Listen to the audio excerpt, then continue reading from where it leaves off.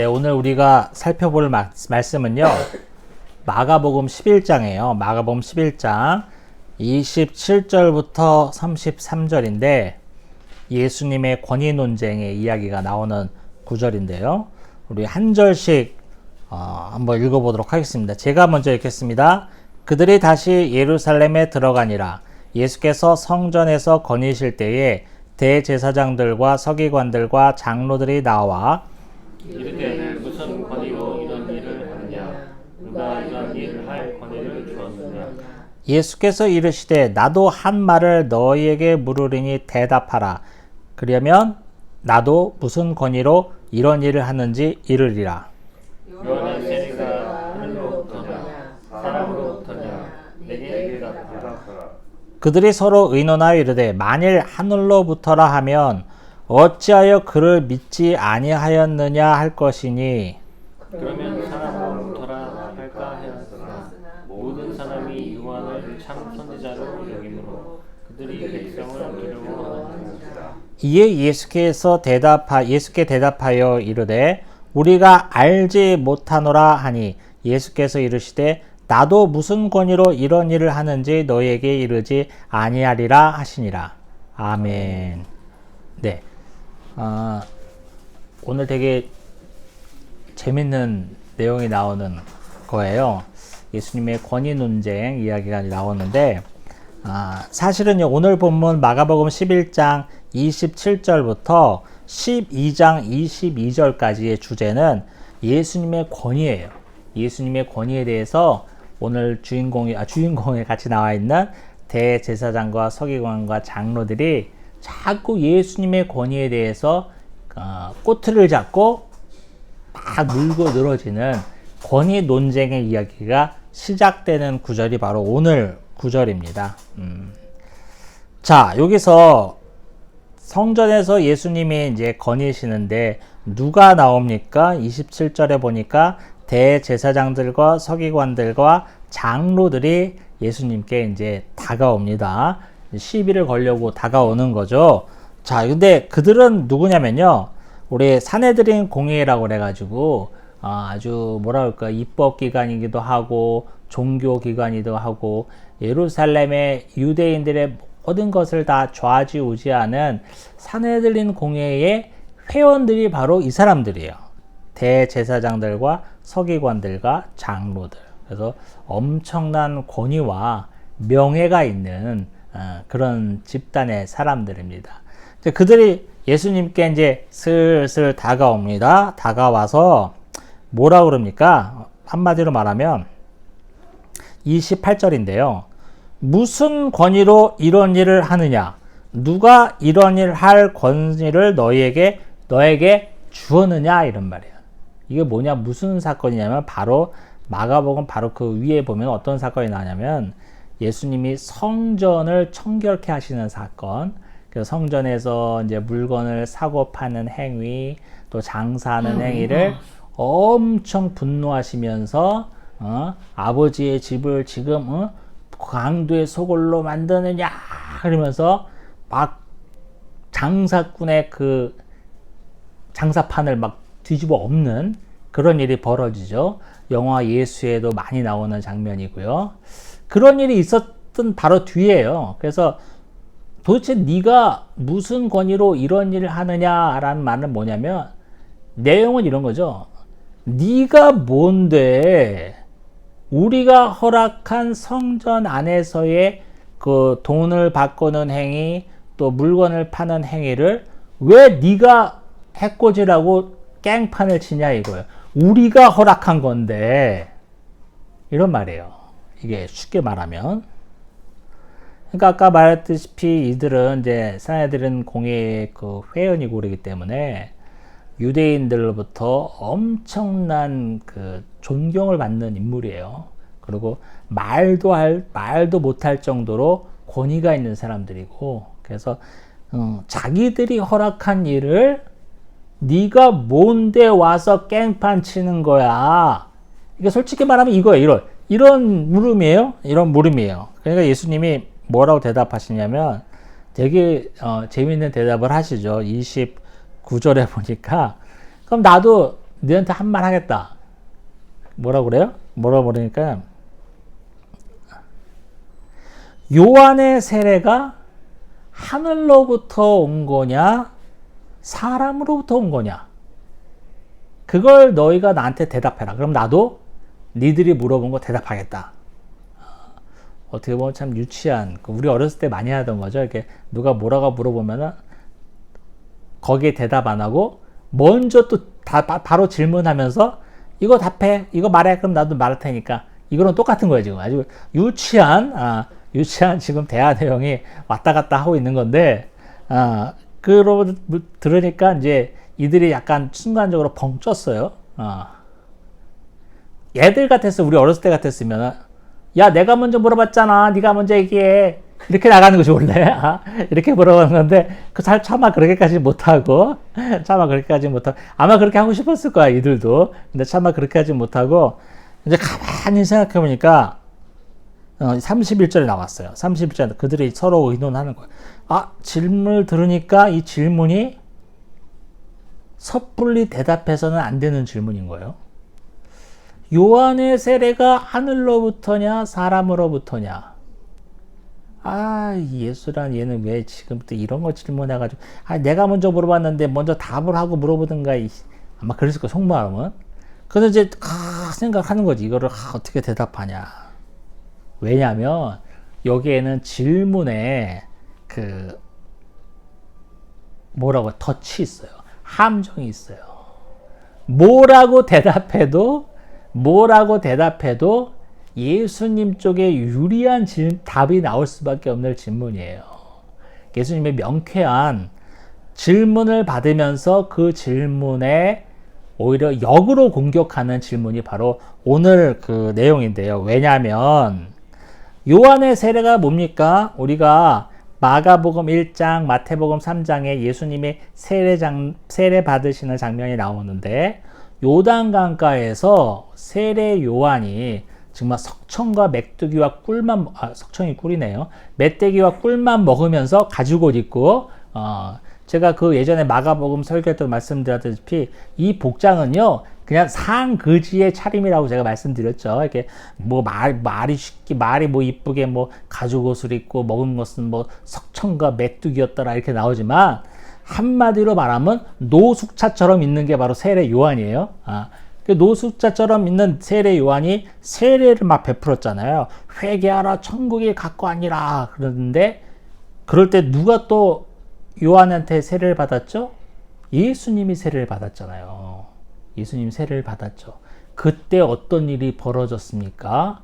하늘이 열리면서 이는 내 사랑하는 아들이요 나는 저를 기뻐하노라 하면서 하늘의 음성이 들렸잖아요. 예수님이 세례 요한으로부터 세례 받을 당시에 비밀리에 받은 건 아니에요. 왜냐하면 세례 요한은 그때 당시에 엄청난 그 권위와 인기를 가지고 있었어요. 정말 이스라엘 백성들에게, 유대인들에게 참 선지자라는, 저는 하늘로부터 온 선지자다 라고 누구나 인정할 만큼 권위와 인기를 갖고 있었거든요. 그래서 세례 요한이 요단강에서 세례 베풀 때 수많은 무리들이 모여 있었을 거예요. 분명히. 그 가운데 예수님도 세례를 받으시고 하늘로부터 하나님의 음성, 이는 내 아들이요 내가 기뻐하노라 라는 음성이 만천하에 공포됐던 그 사건이 있었습니다. 이 요한의 세례가 하늘로부터 온 거냐 사람이라는 것은 요한을 말하는 거죠. 세례 요한으로부터 온 거냐 예수님이 물어보는 거예요. 그러면 잘 봐요. 하늘로부터 온 겁니다. 세례 요한이 베푸는 그 세례는 하늘로부터 온 권위와 권세로 세례를 준 것입니다 라고 이들이 대답을 한다면, 그러면 왜 니들은 나를 하나님의 아들로 믿지 아니하니? 라는 함정에 빠지게 돼요. 예수님이 세례를 받았을 때 하늘문이 열리면서 이는 내 사랑하는 아들이고 내가 저를 기뻐하노라 하면서 하늘의 음성이 들렸는데, 하늘로부터 분명히 세례가 임했는데 그 세례, 성령 세례를 받은 예수님을 니들은 왜 인정 못하니라고 그런 꼴이 되는 거예요. 그리고 더 나아가 세례 요한이 뭐라고 그랬습니까? 내 뒤에 오시는 이 예수님을 말하는 거죠. 나는 그 사람의 신발끈도 다시 묶어줄 수 없을 정도로 그이는 나보다 훨씬 큰 이다 라고 말했던 세례 요한의 말도 무시하는 꼴이 되는 거예요. 그러니까 요한의 세례가 하늘로부터 왔다고 대답할 수 없어요. 두 번째, 그러면 요한의 세례가 사람부터 온 거야. 요한 지 혼자 하는 거야. 라고 대답을 하면 어떤 일이 벌어지느냐. 그때 당시에 유대인들이 요한을 거의 하나님의 참 선지자로 여겼기 때문에 그 인기가 대단했거든요.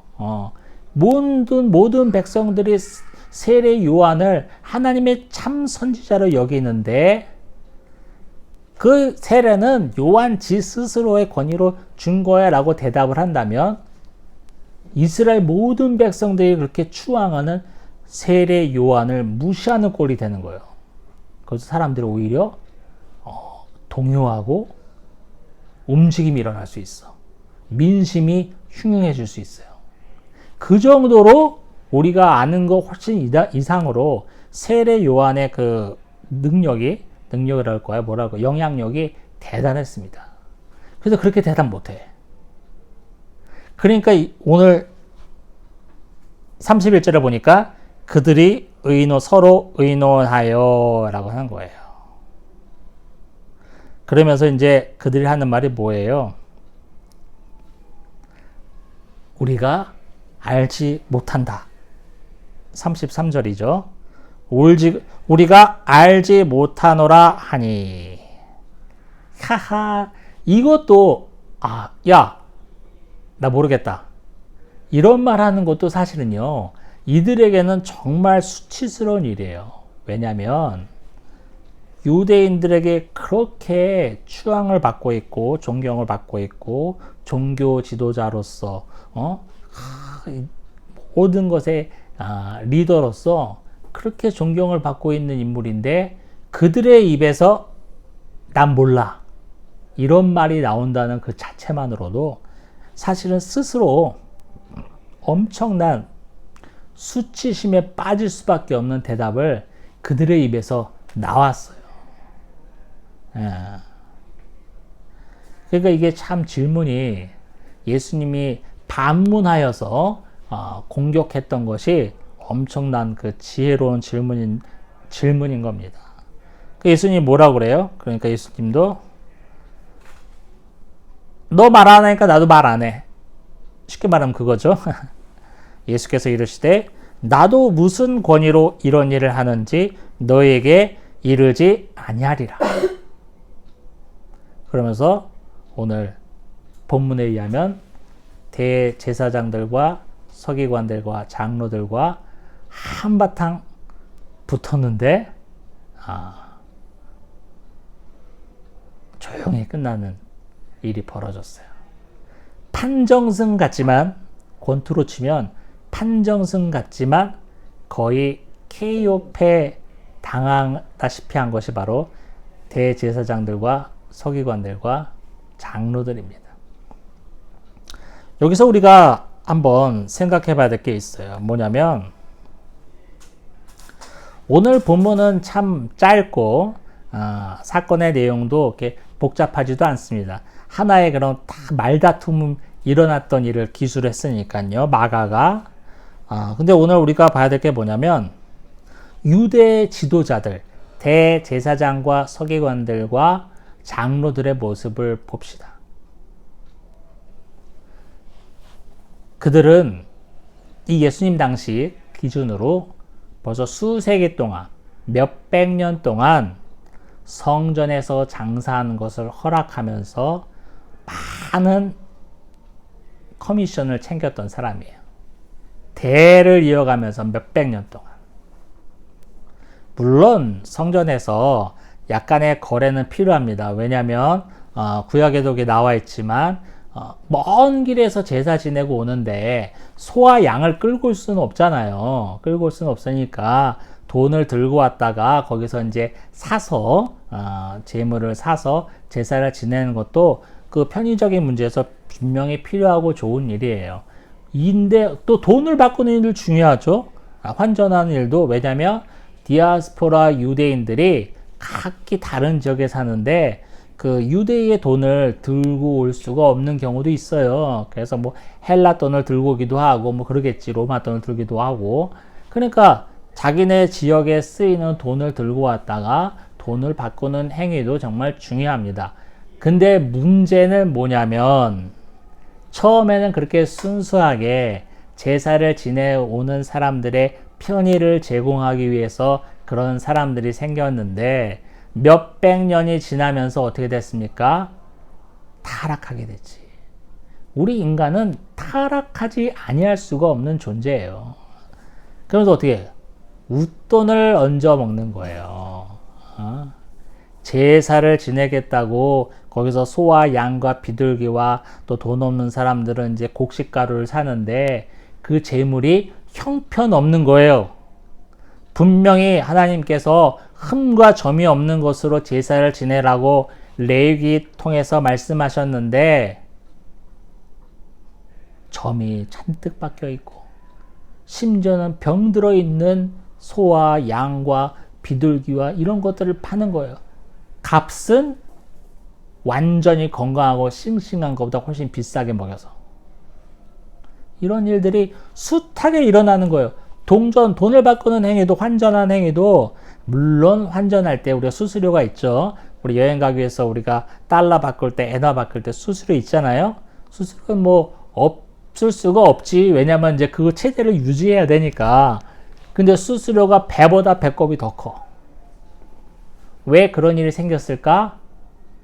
거기서 장사하기 위해서, 환전하기 위해서 오늘 본문에 나와 있는 유대의 지도자, 대제사장들과 서기관들과 장로들에게 돈을 먹이지 않고서는 거기서 장사를 할 수가 없어요. 그 자리가 나한테 돌아오지가 않아. 그러니까 어마어마한 뇌물을 바치면서 그 장사의 털을 잡았기 때문에 그 본전 뽑아야 돼, 말아야 돼? 뽑아야 되지. 그러니까 이런 어마어마한 말도 안 되는 일이 몇백 년 동안 이어져 온 거예요.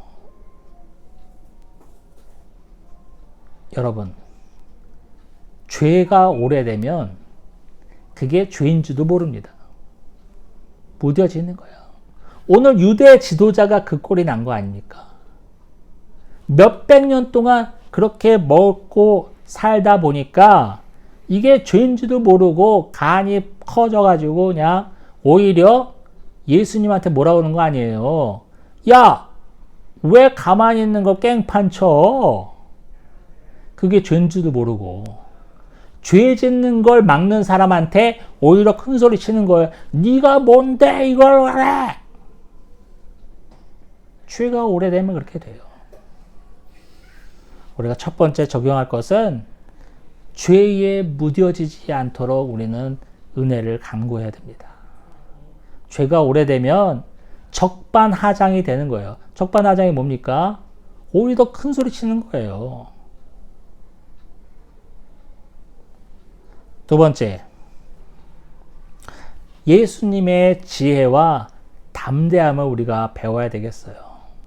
물론 예수님은 참 하나님이시면서 참 사람이니까 우리가 감히 비교할 수도 없지만 예수님도 슬기롭게 이렇게 질문을 받았는데 오히려 질문을 통해서 위기를 모면하셨잖아요.